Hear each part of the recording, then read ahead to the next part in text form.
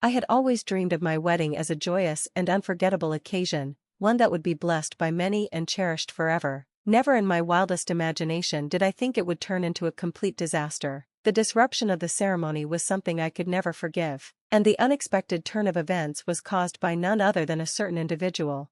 My name is Claire, and I am 28 years old. I work at an international company, and my days are usually packed and hectic. Despite my busy schedule, I finally decided to take the next step in my life, marriage. My fiancé, Donnie, is 2 years older than me and happens to be from a business associates company. He has a laid-back personality and an almost childlike innocence, making every moment with him feel lighthearted and comforting. Since I wanted to register our marriage on our anniversary, we decided to hold the ceremony first. My parents, who live overseas due to work, couldn't be here immediately, so I needed to inform Donnie's parents about our plans.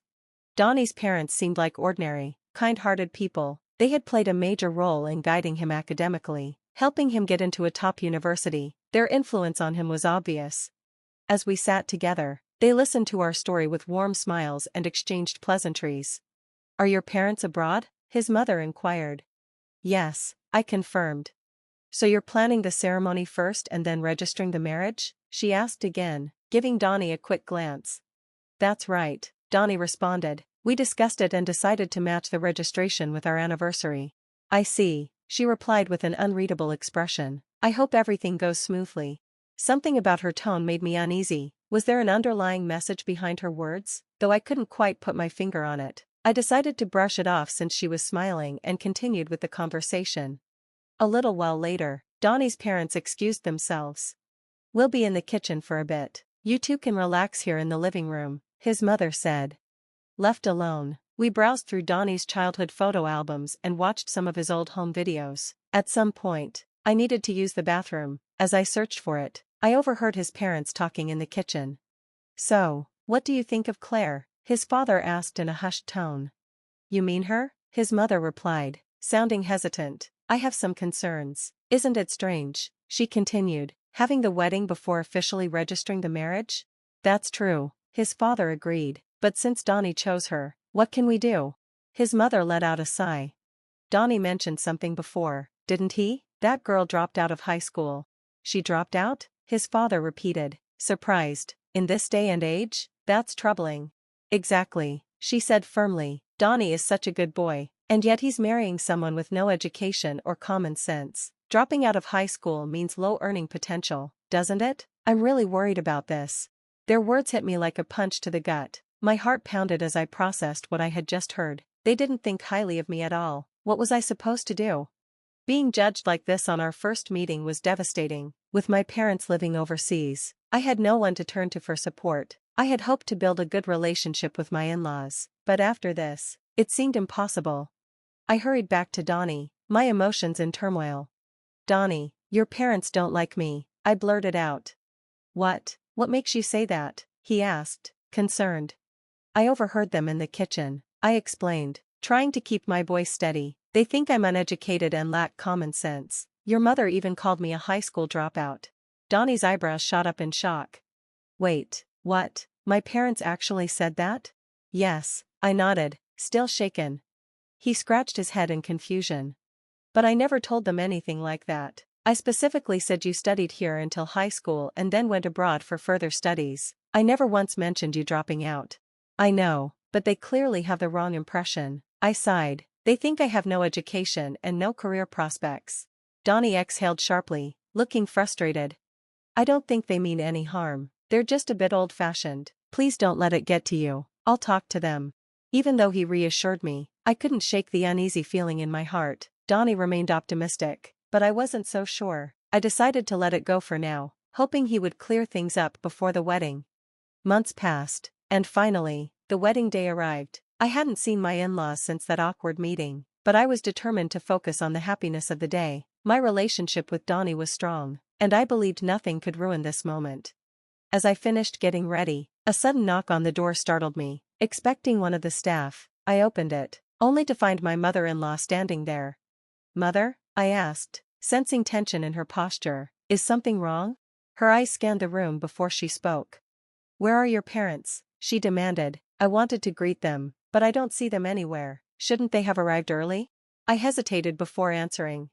I'm really sorry, I said, but their flight got delayed. They called this morning to let me know they might be late. Her expression darkened. Late for their own daughter's wedding? She scoffed. What kind of common sense is that? I bowed my head slightly. I truly apologize, but they're traveling from overseas. The delay was beyond their control. She let out a frustrated sigh. Excuses, excuses. This is exactly what I feared. I knew this wasn't a good idea. And now, on top of everything, even your parents lack basic courtesy. This is what happens when you come from such an uncultured background. Her words stung. Not only was she insulting me, but she was now dragging my parents into it. They had rearranged their schedules and traveled across the world for this special day, yet here they were, being ridiculed. A wave of anger surged through me. Yes, it was unfortunate that they were running late, but how was that their fault? Why did she have to be so cruel? But with the ceremony only moments away, I knew causing a scene wouldn't help. Swallowing my pride, I forced myself to respond calmly. Sorry for the inconvenience, but I promise they'll be here as soon as they can, I said, my voice trembling slightly. Without another word, she stormed out of the room, still fuming. Left alone, I took a deep breath and tried to gather myself. I couldn't let this ruin my day. This was supposed to be a celebration of love, my love for Donnie, and no matter what, I would not let anything take that away from me. Silent tears slipped down my cheeks.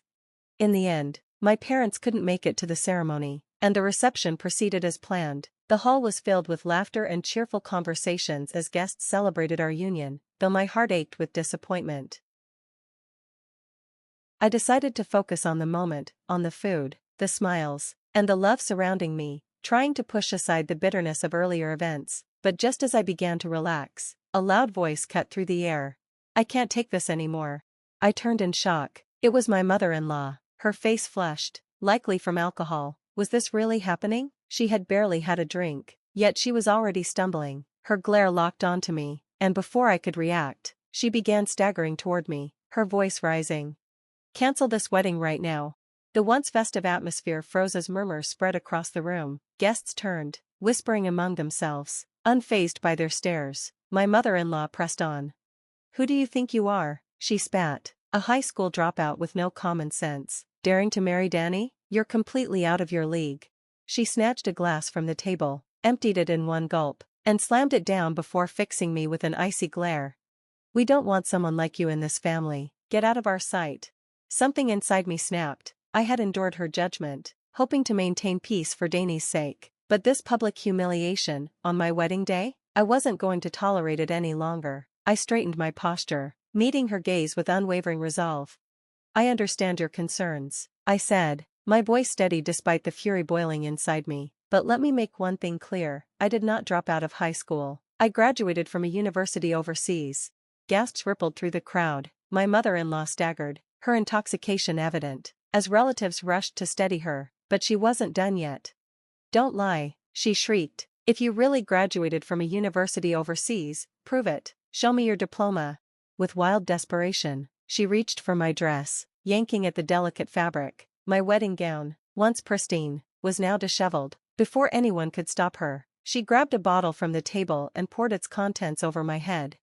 I will never approve of this marriage, she screamed. I clenched my fists, my patience completely gone. I was about to call for her removal when the doors to the hall burst open. Sorry for being late, a familiar voice rang out. Heads turned as my sister, Amber, walked in. She strode toward me, embracing me tightly before turning a fiery glare toward my mother-in-law. I heard everything, she said, her voice cold and cutting. How dare you treat my sister this way? Amber crossed her arms. Why am I here? To attend my sister's wedding, of course. My mother-in-law blinked, realization dawning on her. Your sister? Amber let out an exasperated sigh. Yes, her sister. I'm Amber, the actress. You know, the one in your husband's company's commercials. She shook her head in disappointment. I never imagined you'd be this kind of person. How shameful. The crowd erupted into murmurs. My mother-in-law's expression shifted from shock to horror. Amber continued, her tone unwavering. I'm seriously reconsidering my contract with your husband's company. I don't want my name associated with people like you. My father-in-law, who had remained silent until now, finally spoke. his voice laced with desperation.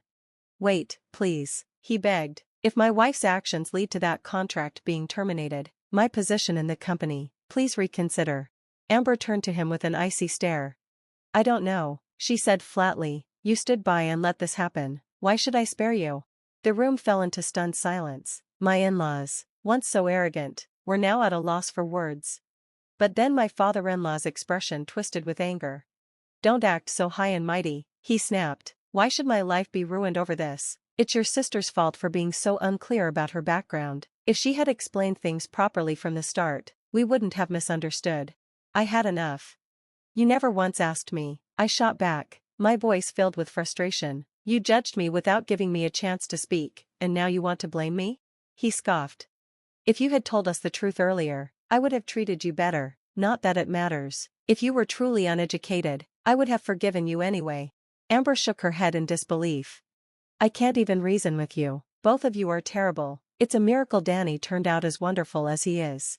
At that, my father-in-law lunged forward, grabbing Amber's collar. She winced, struggling against his grip. She could use a little pain. My mother-in-law sneered. I don't care if she's famous. She's getting too full of herself.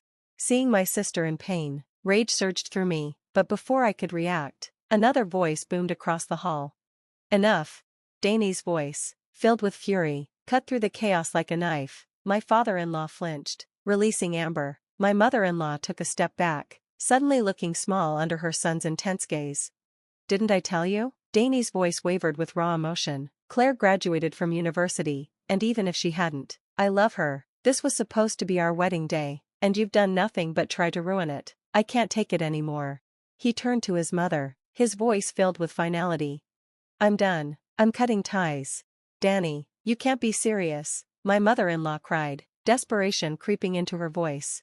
But he didn't turn back. My mother-in-law crumbled, sobbing, while my father-in-law slumped into a chair, looking utterly defeated. The venue staff promptly escorted them outside, restoring peace to the event. Despite everything, we managed to complete the reception. Later that evening, as the guests left, Amber turned to me with an apologetic expression. I'm sorry I lost my temper and said too much. I shook my head, smiling softly. No, I should be thanking you. You stood up for me when I needed it most. Amber blushed, then pulled me into a warm hug. Claire, congratulations. I hope you'll always be happy. From that day forward, Danny cut off all contact with his parents. They tried reaching out, but he never responded. We didn't tell them where we moved, and honestly, I didn't care. Claire, I'm really sorry about everything, Danny would say, guilt still lingering in his voice. I would smile at him, squeezing his hand. It's okay, I have you, and I'm happy. His eyes softened as he held me close. I'll spend my whole life making sure you stay that way. I leaned into him, heart full. I'm counting on you. With the love of those who truly valued me, I no longer had space in my heart for regret. As we planned our honeymoon in my family's country, I knew one thing for certain, my happiness belonged with the people who cherished me. Thank you for watching. See you in the next video. Stay tuned.